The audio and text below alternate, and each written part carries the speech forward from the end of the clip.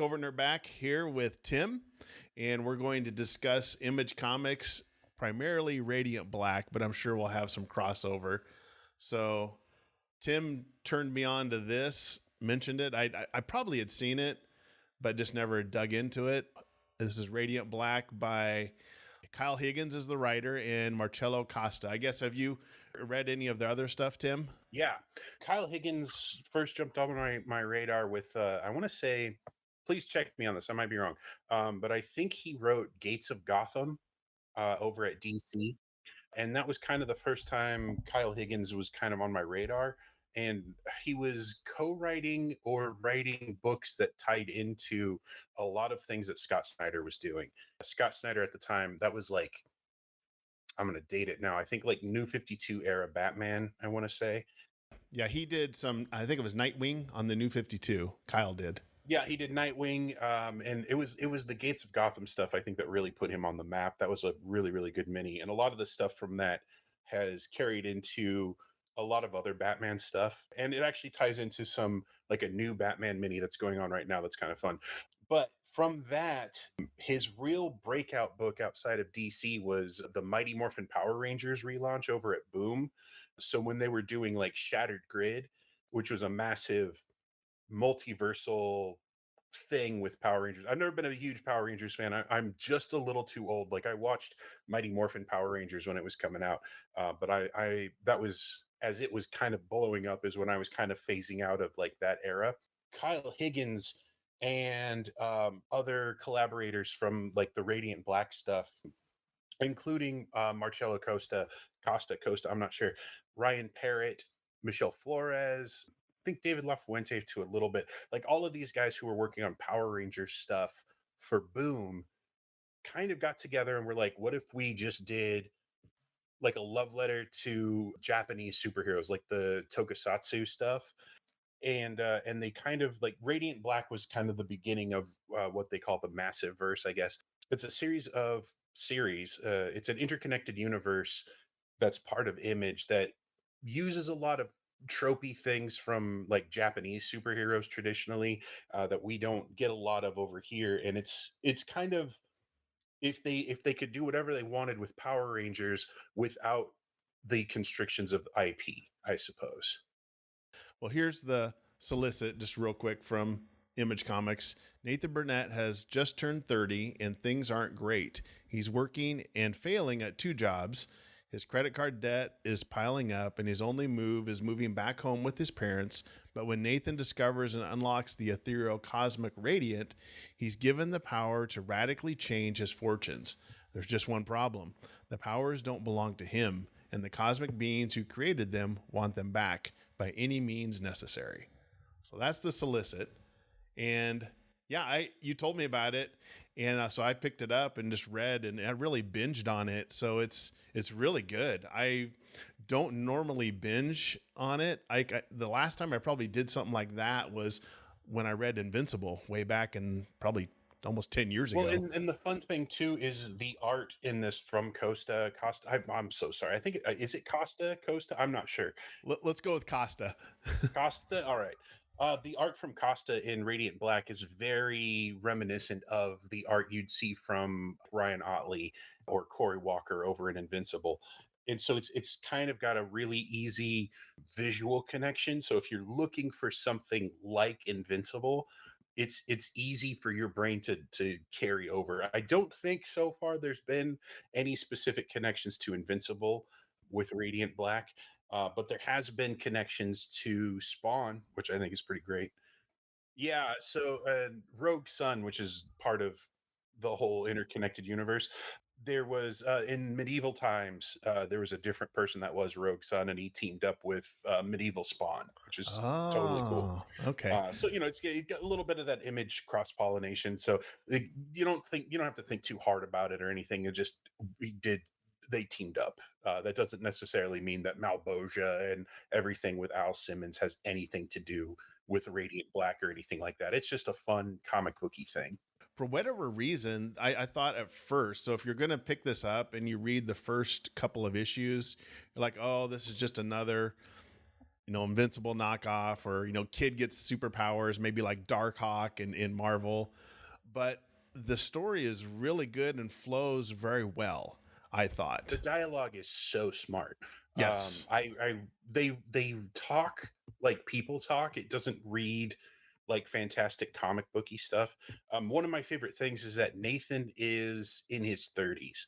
So usually when we read about specifically like new superheroes, a lot of times it's teenagers Yeah. or a college student or somebody in his early 20s. And what we have with Nathan and his friend Marshall, we've got some adults, not just young adults, but like adults with lived experience. What does that lived experience bring to who you are when you're maybe less idealistic and you're less naive about the world itself? And I thought that was a really fun approach that you don't often see. Usually you'll see like Tony Stark is jaded now that he's older and what have you, or like in Hickman's Ultimate Spider-Man, there's that whole thing where Peter's an adult, and being an adult is, it kind of shifts how he looks at things. But with Radiant Black, the thing I really enjoyed is I was like, oh, I recognize these guys, like the like Nathan specifically in that first issue is like the very first page is him looking at his bank account, and Yes. he's having to move back home after moving to the big city and trying to be a writer and absolutely failing. I agree with you too that when you go into it, you do kind of need to give it a couple of issues to let it breathe.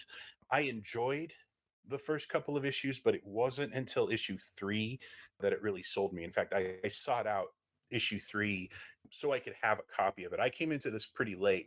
I picked up the hardcover, the Radiant Black Massive Edition hardcover that's got the first 12 issues in it, and it's gorgeous and I love having it. But I went to Omaha to a comic book store there and found issue 3, and it was a variant that actually looks like the cover page of a manuscript, which is really really fun.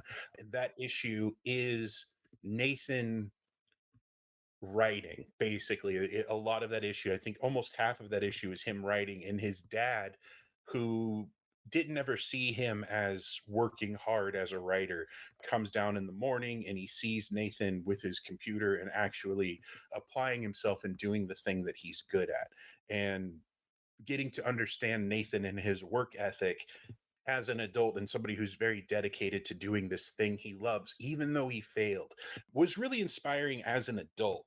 Reading something, and it's not like a kid applying himself to go to school, and like haven't had to go to school in 10, 15 years, and so it's nice. It was just nice to see somebody be like, I'm a professional, I failed, but I really want to continue doing this thing that I know I'm good at.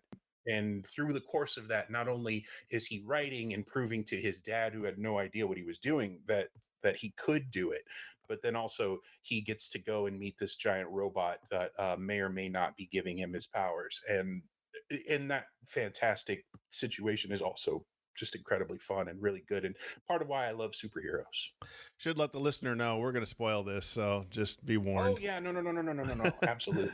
Yeah, there's a couple cool gimmicks too, and I don't remember exactly which issue, and you may not have gotten to him, but he makes a deal with these, I think, podcasters, and they sell Yeah. merch, and it has a Mhm. QR code in the comic book that you can scan for Radiant Black merch, which That's is so fun. really fun. And then later on, when they're deciding who's going to get the Radiant for sure, you can scan this QR code and vote on whether you want Nathan to get it or to Marshall get it.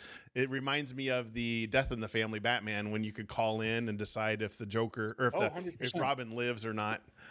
Yeah, and now recently they actually they released the alternate art as a full issue for that Death in the Family, and then they actually did a whole mini that followed, like, you know if he wouldn't have been killed or whatever, which is super fun. You know me and my tangents. Yeah, Radiant Um, Black is a refreshing superhero. Superheroes, at least in Image, is kind of, they're really not prominent. I mean, they are, but like a whole they're superhero. different though, yeah, because you have like Yeah, Witchblade and Darkness, who aren't like superheroes. yeah, yeah. And I'd say since Invincible kind of ended, Did it end or did it just? I mean, I think it's It completely ended like done. issue 188 or something like that. Yeah, it's Something like done. that. I look how much Invincible is one of those I've been in and out of, and so I haven't actually gotten to. I knew the book was done, but I didn't know if the story was like completely solidified or Well, they've whatever. done the Battle Beast, the Invincible Universe, where they're doing a Yeah, Battle Beast thing, but no, it's done. I remember when I got into it, I was binging it, and then it ended like 3 or 4 months after I started, so I was able to get the oh whole sure. thing in one big fail swoop. At least we knew that that book was ending. They pulled the rug out from under us with Walking Dead. That was. I worked at a comic book store at the time, and boy, we were not prepared. Not prepared at all. Do you know with Kyle Higgins, is he a staunch like Kirkman? You know, where he's like, I want to start and want to end. I don't know for sure, and I think right now what he's doing is just going enjoying it. I don't think it's so much about the goal because I think if he had a specific goal, we wouldn't have gotten the fan vote on who should be the actual flagship character, who should be the main person here. I don't believe that he doesn't have a direction to take it, but I think Radiant Black only being a single part of the universe negates that as a whole. Like he may have a finite idea for Radiant Black specifically, but in oh gosh, was it 2016? He wrote a book called Cowl, and that has retroactively been put into the Massiveverse. So that's like, and they recently just did a mini series that kind of also solidifies that eh, within the history of Radiant Black, which is really fun.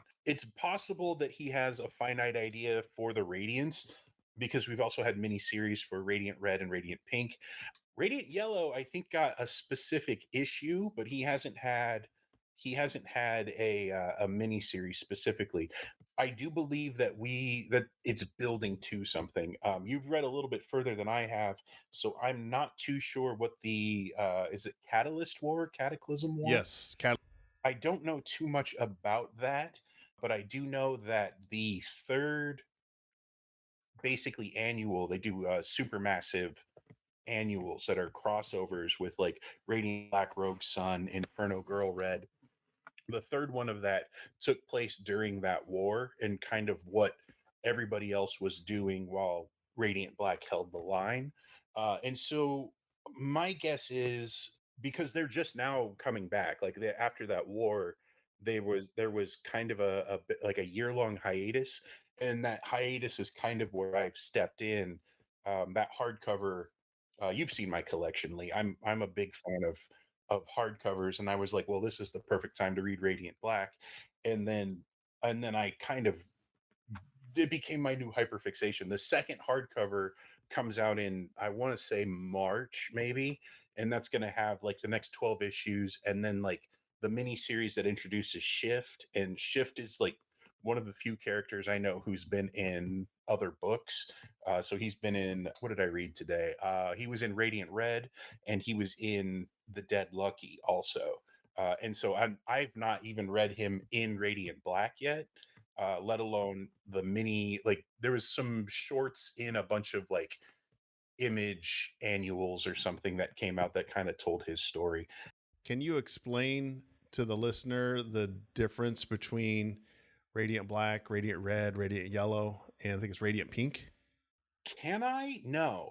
Will I try? Yes. So let's see. So Radiant Black is the flagship character. He's the one that we know most about. Basically, there are just regular people and they run into through they're going through something, right? And they run into these novas, like little handheld novas, like little stars basically, and they touch them and then they get powers. And Radiant Black seems to be able to, I say seems to, just as they get their powers, Radiant Black seems to be able to manipulate gravity and like forces. Radiant Red manipulates mass, So we find out through the course of the story that it's a woman who uses her mask to disguise it and make herself look like a man in the first few issues to hide her identity, and she like robs banks and does some other cool stuff. But she can touch anything and like absorb that material and turn it into change her suit to bulk up her mass and use that to like hit things or move things around, which is kind of interesting. Radiant Yellow manipulates time, and I'm not too sure, you know a little bit more about Radiant Yellow than I do. Yeah, he can see the future is one thing. Yeah, Yeah. is it kind of a Dr. Manhattan thing where he can experience all of time at the same time? Yes, like that's the impression I get. He can see the future, but he can also tell when decisions cause a rift, a point in time. Okay, And he can, yeah, he can manipulate time. Kind of, he can move through time. It appear is what I kind of gathered. sure. Radiant Pink is a little harder to knock down, or to pin down, excuse me. I believe Radiant Pink can manipulate electricity. And she can also open portals, so she can. Portals. Okay, yes, she's Yeah, got portals. I did read her mini. Out of all of the Massiveverse stuff, it appealed to me the least. And that is not a fault of the book. That's not saying that it's bad by any stretch. I am not the target market for this book. It was co-written by a Twitch streamer, which is really cool. It was, let me see, I've got it right in front of me. for Radiant Pink. Radiant Pink. It was co-written by Melissa Flores, who also did some Power Ranger stuff, and the streamer is Megan Camarina. And I hope I didn't butcher that. But this is definitely more geared more towards a young adult audience. It's definitely geared towards women. It's geared towards younger girls. It's an LGBT title, which is super duper cool. So when I say it's the one I enjoy the least, it's not that it's bad. I am just not the target market for it, and I believe that that they do just such a good job telling the story. It just did not connect with me. Emma Kubert is the artist on it, and it's so good, so very good. And that's yeah my least favorite. And I'm like, oh look, it's so incredibly good, and still the one that I connected with the least. But I would never say not to read it. But you know, when there's so many titles in the massive verse, you know, they're not all going to land. But I think those are the main radiants that I know about. Those are the main ones that I know about. I don't know if there are any other colors that have been introduced yet. Not that I'm aware of. A funny story. It looks like Kyle Higgins also wrote a miniseries, a Darkhawk miniseries in 2021. And when I didn't know that, but then when I was reading it, I was like, this kind of has some Darkhawk vibe to it a little bit as far as the kind of the origin story. So fun little fact about that. I'm gonna segue real quick a little bit from the Radiance to kind of go back to what we were talking about with Higgins and Batman. Right now, he's doing a mini series. I say he. There's some people who are working on a mini series that's like an Elseworlds version of Batman. It's called Immortal Legends Batman, and it is co-written by Higgins and Matt Groom, and the art is by Erica Durso. Those people, and Igor Monti also I think is the colorist, and those are that's the creative team behind Inferno Girl Red, and Inferno Girl Red is one of the Massive Verse tie-in books, one of my very favorites, and it's heavily Ultraman coded. Ultraman is a Japanese superhero that I have a mini obsession with, and Inferno Girl Red really checks all those boxes. But in the Elseworlds Batman, we're seeing the creative teams from the Massiveverse going back over to DC and kind of doing their thing there. So if you're a fan of Power Rangers, if you're a fan of like Japanese superheroes, or you're a fan of just like bright colors and goofiness, Immortal Legends Batman is way up there. Also, Massive Verse adjacent artist Dan Mora, who's like everywhere right now. Also, he did the art for the Massive Verse card game. He also is doing the backup art in Immortal Legends Batman, which is super duper fun. So we're seeing a lot of cross pollination, and a lot of this stuff is just coming out of the silly little. I'm speaking down hyperbolically, it's fantastic, but that silly little Power Rangers book, that everybody was like, why is this so darn good? And and the seeds that were planted with that have sprouted into one of my favorite superhero universes outside of like Marvel and DC. You mentioned there's a Massiveverse game, right? Yes. And you told me there's a No One podcast, which I kind of listened to that. Can I talk about No One for a second? Yeah, yeah. Hit on that, please. So, How's and that connected? I know we want to talk about Radiant Black, but I'm just stoked about this whole universe. So, No One, it's no slash one. It is it's a multimedia extravaganza, basically. So, I have the trade. It is a big guy. It's it is 10 issues, and when you start reading it, you're met with a bunch of QR codes, and if you scan those QR codes, it takes you to in-universe articles, like news articles, and it takes you to in-universe news articles where you can see what's happening in, oh gosh, what town does it take place in? Pittsburgh. And there's this vigilante that's been showing up, and this is before the first issue even starts. You're met with like 8 QR codes, and then you turn the page, and they have printed in the book basically like an internet journalist's blog post about no one, and in there she talks about how there's a website, and she gives the URL, and she's like, the password to access all of this information is blah blah blah, which I don't know off the top of my head, but if you go to the website and you put in that password, you get a whole list of links that you can click on, and they're little videos about the fictional leaders in Pittsburgh who have done these horrible things, and it's something that no one has put out. That's like, here's why I'm doing what I'm doing. We're bringing these people to account. He's a strict advocate for nonviolent interaction. So he's not saying we need to take these people down physically. He's like, here's the evidence of everything that they've done, and they need to be held accountable for it. After he reveals all of this stuff, then attacks start happening and people are getting killed, and he has to go and distance himself. As you read the comic, the main characters of the comic tend to be these, not exclusively, but two of the leads are these journalists at this newspaper, and the newspaper readers are going down, which just makes sense in our current entertainment climate. But their editor's like, hey, we're going to do a podcast. We're going to do a true crime podcast about who this no one person is.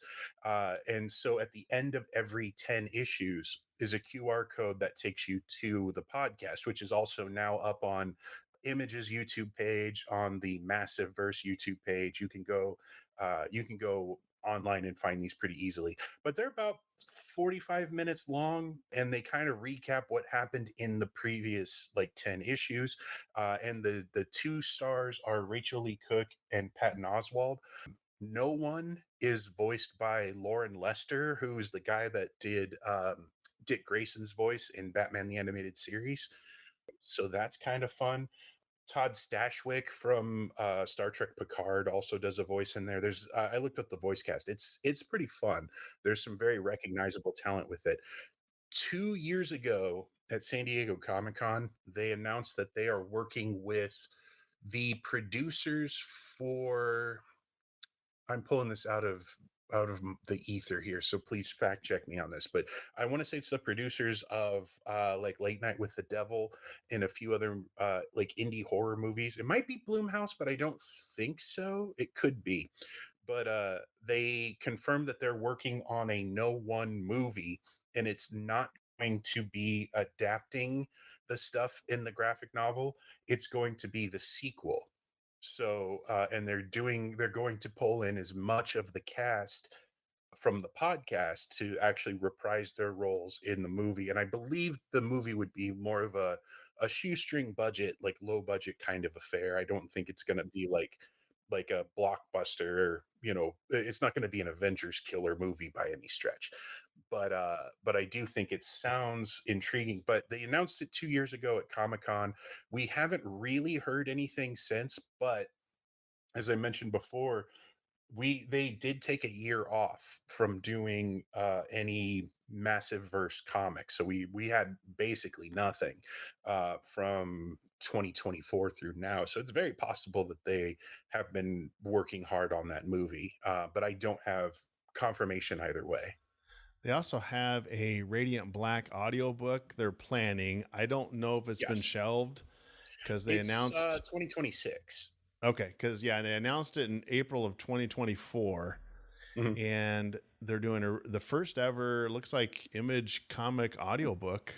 And it looks like, let's see who's Um, doing the, is let that me, Will Friedle? Are they bringing back Will Friedle and so uh the cast looks like Ryder Strong is yep. Nathan, Will Friedle is, yeah, Marshall, Kim Rhodes is Mrs. Burnett, Lauren Lester, Mr. Burnett, Todd Stashwick is 001, Melissa Navia is Radiant Pink, Ann Yatko, Radiant Red, and Troy Baker is Shift.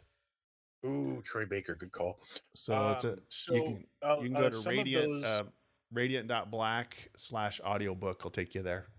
nice. Some of those voices they've already used. If you go to the Massiveverse YouTube page, um, they will have like Will Friedle and Ryder Strong voice those characters in some animated shorts, which are really fun. And they have an animated short that is a character from Cowl getting pulled through time to meet Marshall's version of Radiant Black, and the animation style in it is very reminiscent of the Invincible cartoon. And it's like maybe 10 between 10 and 15 minutes long, and it's kind of a fun little thing. I didn't know about really either series when I first watched it, and now that I've kind of read a little bit more on each, I went back and rewatched it, and I was like, okay, this is actually pretty cool. I like it. Yeah. It's pretty With good. without reading some of this stuff, I've seen lots of little blurbs, comparable to Invincible, and I did that in my head without even reading this stuff. I'm Mhm. like, yeah, it's kind of like Invincible, and so it's kind of fun to see that. Yeah, well, that's one thing that I enjoy. Like talking with you specifically is you and I think approach as fans first, and not really we're not looking to like tear down stuff or be like, oh, here's what sucks about Kyle Higgins and whatever. That's never been like our vibe. And what I've noticed is that when we get excited about something, we tend to go back and look and see that that's how it's pitched. So, like one of my favorite comics, I know we've talked about it before, is Elephant Men, and I've always said that Elephant Men to me feels like Blade Runner meets the Island of Dr. Moreau, right? And Yeah, I you're didn't right. even realize it. Maybe I knew it in my brain somewhere, but that's actually how the book is pitched to people. And that's not anything that I ever sought out. I'm sure it's probably buried in my subconscious somewhere, but just in my brain, that's how I would describe it. And then the same thing with Radiant Black. Is it invincible? No. But visually it's got those same cues. It also I would also let people know too, Radiant Black and Radiant Red, the miniseries, are very much geared towards adults. So there's strong language, there's some violence in there, and that's something that people should be made aware of. Same with No One, but Radiant Pink is definitely rated, teen. It literally says on there that it's for teens and young adults, and that is uh it pulls way back. There's not as much swearing. The violence is a little bit more cartoony. It's something that's a lot more accessible. So if you're trying, if you're like, oh hey, I really like this, and I think my niece or my daughter would kind of get into it, that's something you can also do. For the most part, I would say that these books are geared towards an older audience, but that's not completely true all the time. Yeah, I But would say I would go in. it's on comparing it to Invincible. It's much less bloody than Invincible. The Mm, language is probably similar, so I'd say Invincible light as far as sure. like the violence and stuff. I would agree with that. Yeah. Um, so far, my favorite from the Massive verse has been the Dead Lucky. And the exciting thing to me about this is so we've got Radiant Black, who's in his 30s, just a regular dude thrown into a fantastic situation. We've got, Radiant Pink is a streamer and she's, thrown into this crazy situation. Cowl is a bunch of regular people who were forming a union in the 60s. And what does that mean? And it's really cool. No one is, a vigilante trying to bring down a corrupt government. Inferno Girl Red, just a chick, get thrown into this whole thing. Rogue's son is a guy who inherited a great power from his dad. Um, the Dead Lucky, I'm a veteran. I don't know if that's something we've talked about before or not, but I'm a veteran, and that it's not like I don't say that to like brag or anything, but it is, I've been to war, I've done all that stuff. That is a part of who I am as a person. The Dead Lucky, the star of that is an Afghan war vet, and she goes through some horrific things, and because of that, now has superpowers. And as we go through the book, we learn a little bit more about her and what that means. But in a world where we've got teen streamers with superpowers, we've got failed writers with superpowers, we have a teenager who's inherited this power from his dad. We also get to see a war veteran have to deal with this stuff, and I'm a little bit of a sucker for any time PTSD or reconciling with how combat or the military changes a person, how when that's dealt with honestly and with grace and dignity, I really appreciate it. And at no point in the Dead Lucky is it ever, it's not ever talking down. So it's not like, oh, war's bad, we didn't know war. Like the Last Jedi, right? My big problem with the Last Jedi, well, I have a lot of problems with the Last Jedi, but one of my big problems with the Last Jedi is that they spend such a significant amount of time figuring out that, oh, war's bad. And yeah, right, like we kind of already knew that. But in this, it just it we're not focusing so much on that as it is, we get to see who, her name is BB. We get to see who she was a little bit before she went in and who she is now, and the events that have kind of changed her and made her who she is. And I really like her. I like her a whole lot. The super massive um crossovers, like those annuals that they've done in 2022, 2023, and 2024, the most basically those are really the only time we've had substantial crossover, um outside of the Radiants themselves. uh it really is only crossed over in the supermassive books, but the main characters from those are Radiant Black, Rogue Sun, and Inferno Girl Red. Um, the first supermassive, the tease at the end was the first appearance of the Dead Lucky, and then it looks like I still have to read the other two, but it looks like she's a major player in the other two books as well, the other two supermassive books. The fun thing about Radiant Black too is it, well, at least starts out in Lockport, Illinois, where Yes, he has to go back, and that's where Kyle Higgins was born. that I did know. Yeah, I've been going to C2E2 the last couple of years. And Kyle Higgins is always there. And it's a little bit of a bummer because this year, it's 2026, C2E2 is going to be the same weekend as Planet Comic Con in Kansas City. So I will most likely be going to Planet instead of C2E2. And it's kind of a bummer because I've seen Kyle Higgins at conventions a whole bunch, and not been uh, a fan of the Massiveverse. And I would have really loved to have like talked to him a little bit now that I'm so deep entrenched in it. And I would love to pick his brain, but I don't think that's going to happen in 2026. But I think hopefully, with this, I would now I've only read Radiant Black, so I can't speak to the massive sure. verse. But if you're going to dive in, I would say Radiant Black would be fine to start there. I would And well, say, yeah, unless you're a absolutely. teen girl, So, like you said, then maybe Radiant Pink might be better. But I don't know that you may understand the full context if you dive into Radiant Pink, right? so here's the fun thing about all of the Massive Verse books, Lee, is it does not matter. It really, really doesn't. You can they're all designed to be interconnected, but kind of like Marvel, right? Where you could read X-Men and Iron Man, right? They exist in the same Marvel universe, but you don't necessarily have to have read Iron Man to have context for X-Men. Um, in the trades, the in the paperbacks that exist for Radiant Pink and Radiant Red, they actually have the Radiant Black issues that deal with those characters. So for Radiant Red, it has Radiant Black number 6, which was the first issue I think that wasn't drawn by Costa. That issue was drawn by David LaFuente, who I'm a big fan of from his Ultimate Spider-Man days and a lot of stuff since then.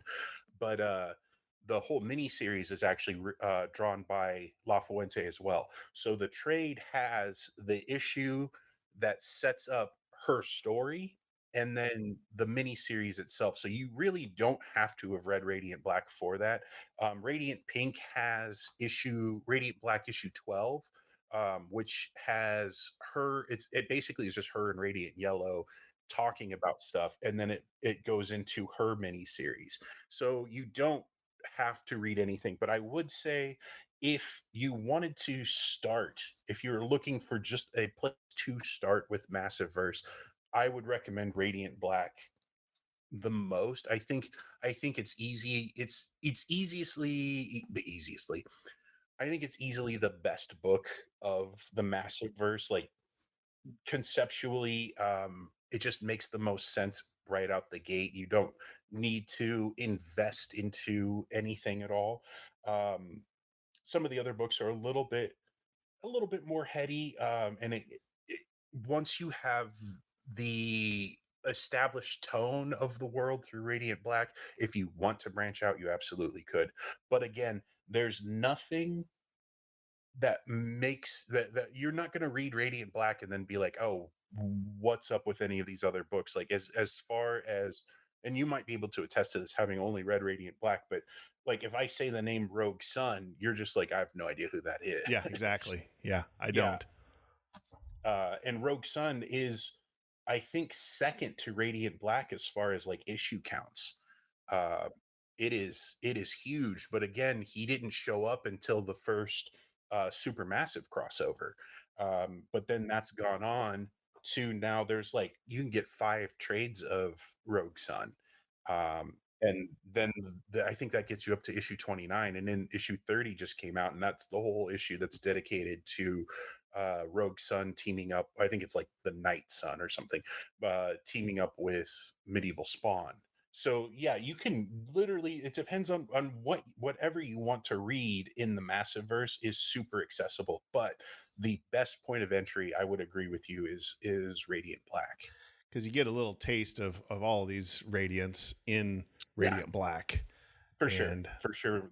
Specifically the Radiants, and again too, if you even if you're not like a Power Rangers fan and you don't care at all about Japanese superheroes, I would say, and that doesn't it doesn't play specifically into this. So you're not going to read this and think, oh my gosh, this is a Power Rangers ripoff. But if you know Power Rangers and like those Japanese superheroes where like they call out their special moves and then do like these crazy punches or there's these weird energy beams or whatever, if you're a fan of that, seeing that represented is super cool. If you're not a fan of it, it's such a breath of fresh air to see something that isn't a Superman clone or a Spider-Man clone or something that we've seen a million different times in this medium of comic books. It's very I struggle to find other characters that feel exactly like it. Like you were talking about Nighthawk, and or I Dark think Darkhawk. Nighthawk or Dark. I'm so sorry, Darkhawk, because he's got the gem, right? Yeah, you got the Uh, gem. Yeah, I just meant the and I origin story was kind of similar. no, for sure, and I think That's that the it. gem giving him powers absolutely has um it absolutely has parallels to the tokusatsu Japanese stuff because you have like an Ultraman or things like that. They'll have little totems, and with the totems you have to do a little chant and a little hand gesture, and you say your little phrase, and then you have your power. And that goes back to like Inferno Girl Red and Rogue Sun, and there's little totems, and and then they have like their spandex outfits and their crazy little poses, and it's in universe. They're like, this is ridiculous, and when you're reading it, you're like, it's a little bit ridiculous, but it's so much fun. Well, you know, the whole, even, you know, Radiant Black is a little ridiculous, but it's fun. I mean, Bat is ridiculous. Like if you think about it, you think about how a man dresses up as a bat to scare people and calls himself Batman. That's it's ridiculous on its face. And so the execution of it, where you allow yourself to accept this crazy idea that in all honesty would never work in reality. Like we don't read fiction to to bask in reality, but when they can make that crazy fiction work in a sense that I understand through context, wouldn't it be great if the real world had the ability to do something like this, and you for 20 minutes a day when you're reading comics or whatever, like you buy into it and you can bask in that fantasy and be able to escape for a little bit. I think it's pretty fun. Yeah. This I'll say this, if you've read comics for years, and I've tried to read lots of different titles that just I read the first few issues, I read a couple issues to test it out, and I'm like, meh, not that great. This is the first one in years I can honestly say I picked it up and I couldn't put it down. It's Radiant Black is that good. So I would, It's very good, it's and I'm very I'm so good. glad that you connected with it. Yeah. That I was, that me like, as a fan, that makes me excited too, because it means that I'm not just sitting in a vacuum where I'm like, this is pretty good. when we were The fact discussing that you've read topics it, and yeah. you mentioned it, I'm like, oh no, am I gonna have to slog through this? And I'm like, no, this is good. Nice. Nice. Well, I hope maybe through our discussion, maybe you want to check out some of the other titles too, because I think I'd be interested on your take on some of them. Like I said, I've dipped my toe into every massive verse property.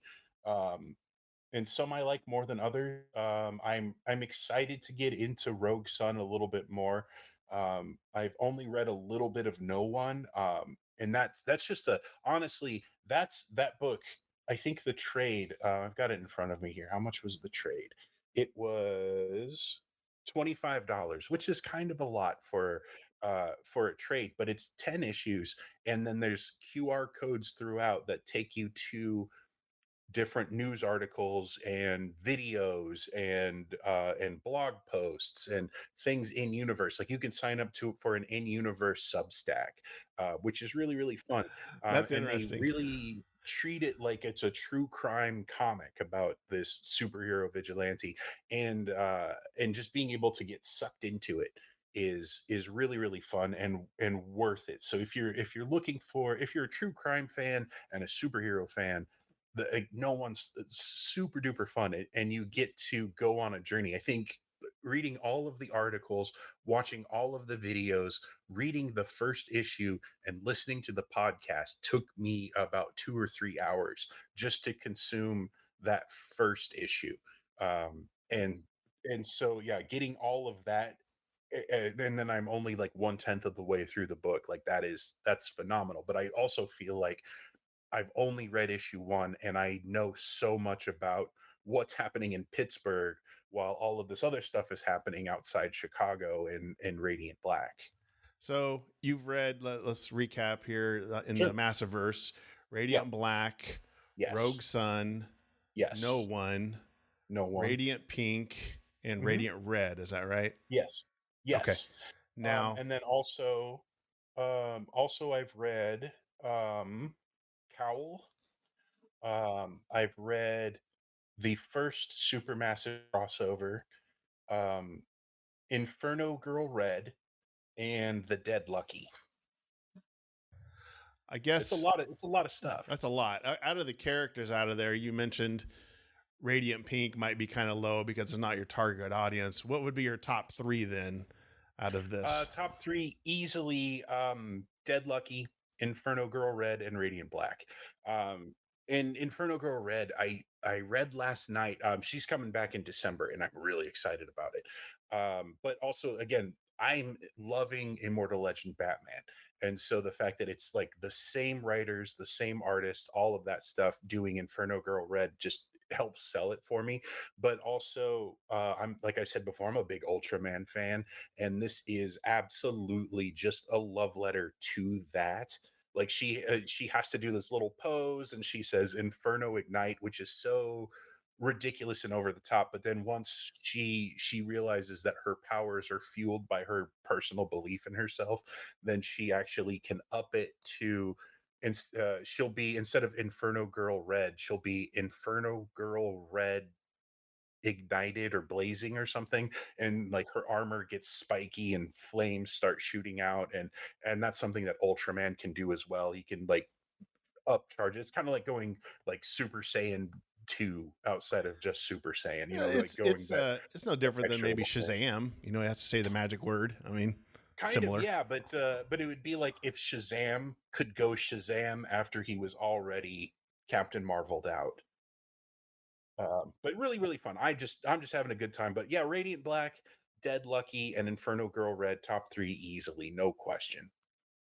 Yeah, I would. Yeah, definitely recommend Radiant Black. Again, I'm going to dip my toes into some of the others and check them out. But if you start with Radiant Black, you're not going to go wrong there. No, not at all. Not at all. Yeah. Okay. All right. Well, let's wrap this up. I think it's a very good book to check out, and get them in trade paperback. I think would be the best in my opinion, just because it's a lot cheaper than trying to get every single flat out there. Oh, sure. And then you know me, I love these hardcovers too. So that's where I'm waiting on Radiant Black. I think I'm gonna read. I might pick up the single issues digitally, because I don't really want to wait 3 or 4 more months for the next hardcover. But I am pretty excited to get back in there and continue with what's going on with Nathan and Marshall. Yeah, yeah, you won't be disappointed. I don't think you'll not like it. It's very good. And it's refreshing to see a new title like this that is very binge worthy. So I think Oh, they're up to absolutely. issue 35 or 36 on Radiant Black. So if you Yeah, get something like that. Because yeah, Rogue Sun's about 31 or 32. yeah, so you'll have, if you get started, you're gonna have a lot to binge on. You're not gonna have to wait, too much longer. Oh, You'll have a absolutely. lot. And also I would shout out if you could maybe put a link in the description or your post or whatever. I would add a link to the Massiveverse YouTube channel, because they do like they've gotten Kyle Higgins and Ryan Parrott actually play the card game, which is really cool. They've got animated stuff. They've got live action little interstitials. They do live streams on YouTube where they break down current issues that are coming out. It's really fun. They do a really good job of staying staying in communication with their fan base. And I'm really hoping to hear some more information, even if it's even if we find out it's dead in the water. I would like to more information on the No One Yeah, movie. yeah. I think I think he's in this for the long haul, and what I mean is at least for the next several years. I don't think this Mm. is something he's going to drop unless something catastrophic happens. But I Like think, what? What could possibly what catastrophe well, could he does have happen? to. I think he does have to answer to Image. I suppose. I mean, there's certain Nope, sales. nope. Oh That's not well. how that goes usually. Well, No, I mean, certain sales numbers. I mean, they probably have to. I mean, they are independent, I guess, so maybe not. But yeah, the thing with Image is all they own the rights to the eye that's on the cover, and they do like distribution, and they may help with advertising since it's a bigger book, but for the most part Image is hands off, man. It's really really cool.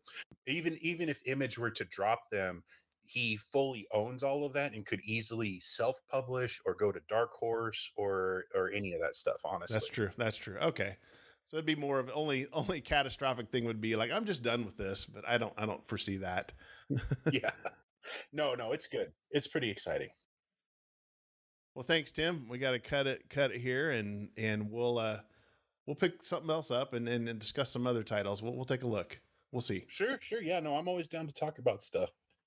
Thanks for having me on, Lee. It's always a pleasure to talk to you, man. It's been too long. It has. Yeah, we'll have to do this more. All right. Thanks everybody for listening. Appreciate it.